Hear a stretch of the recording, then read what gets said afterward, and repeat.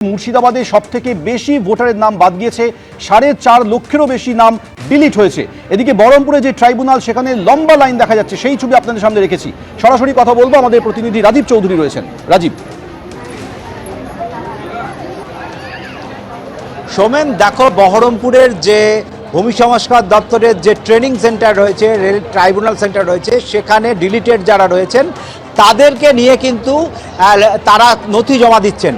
আমি শুভরাজকে একটু দেখানোর চেষ্টা করে বলবো যে লাইনটা তুমি দেখো, যে আমাদের ক্যামেরায় গোটা লাইনটা কিন্তু আসছে না, একেবারে 5-6 হাজার মানুষ ইতিমধ্যেই তারা লাইন দিয়ে সকাল থেকে তাদের নথি জমা করছেন।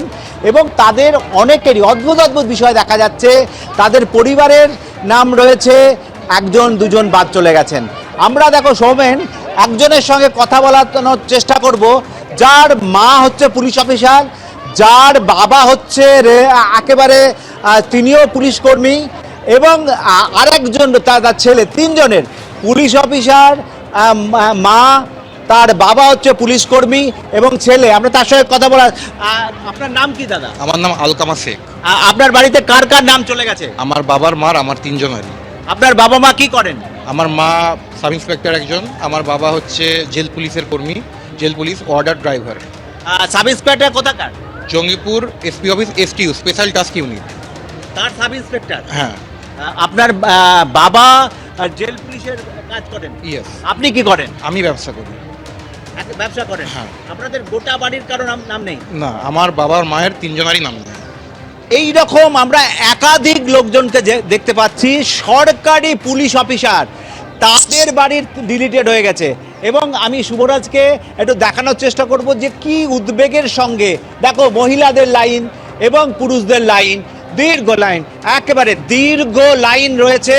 এবং সেই সমস্ত মানুষজন তাদের যে সমস্ত নথি নিয়ে উদ্বেগের সঙ্গে দাঁড়িয়ে রয়েছেন, জমা করছেন, আদৌ তারা আবার ভোটাধিকার পাবেন নাকি সেই চিন্তা যেমন গ্রাস করছে, এবং পাশাপাশি জমা দেওয়ার জন্য একেবারে অর্থাৎ উদ্বেগ নিয়ে এই মুহূর্তে ভোটাররা বহরমপুরের ট্রাইব্যুনাল লাইনে দাঁড়িয়ে রয়েছেন। তোমাকে আপাতত ধন্যবাদ। বহরমপুরের ছবি দেখলেন, আর এবার দেখুন ক্যানিংয়ের ছবি, সেখানেও ট্রাইব্যুনালের লম্বা লাইন। আর যে ভোটাররা উদ্বেগ নিয়ে সেখানে উপস্থিত হয়েছেন, তাদের সঙ্গে কথা বলেছেন ক্যানিং পশ্চিমের তৃণমূল প্রার্থী পরেশ রাম দাস।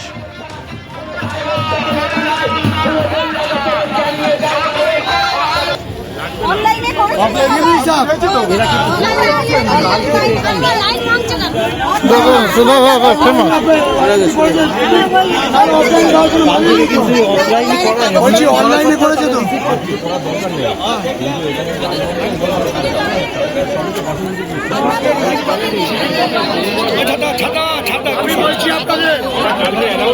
আমি বলছি যদি আপনাদের অনলাইনে করে থাকেন তাহলে আপনাদের অফলাইন করার দরকার নেই, আর যারা অনলাইনে করেননি তারা অনলাইনে জমা দিন।